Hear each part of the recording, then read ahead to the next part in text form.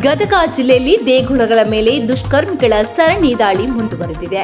ಇದರಿಂದ ಸಾರ್ವಜನಿಕರಲ್ಲಿ ತೀವ್ರ ಆತಂಕ ಮತ್ತು ಆಕ್ರೋಶ ವ್ಯಕ್ತವಾಗಿದೆ.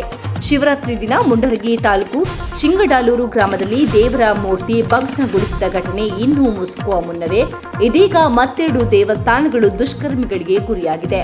ಮುಂಡರಗಿ ತಾಲೂಕು ಮಲ್ಲಿಕಾರ್ಜುನ ಗ್ರಾಮದ ಬಸ್ ನಿಲ್ದಾಣದ ಸಮೀಪದ ಗಾಳಿಗುಂಡಿ ಬಸವೇಶ್ವರ ದೇವಸ್ಥಾನದಲ್ಲಿ ಈಶ್ವರ ಲಿಂಗವನ್ನು ಧ್ವಂಸಗೊಳಿಸಲಾಗಿದೆ.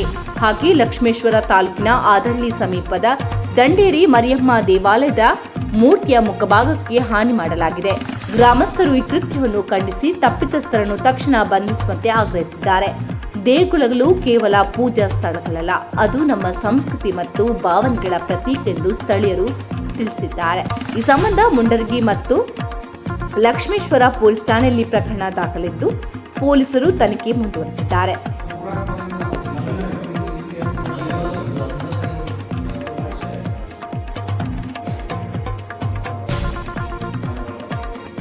ವರದಿ ಇಮಾನ್ ಸಾಬಾ ಸೊಟೂರ, UK 27 ನ್ಯೂಸ್ ಕನ್ನಡ, ಲಕ್ಷ್ಮೇಶ್ವರ.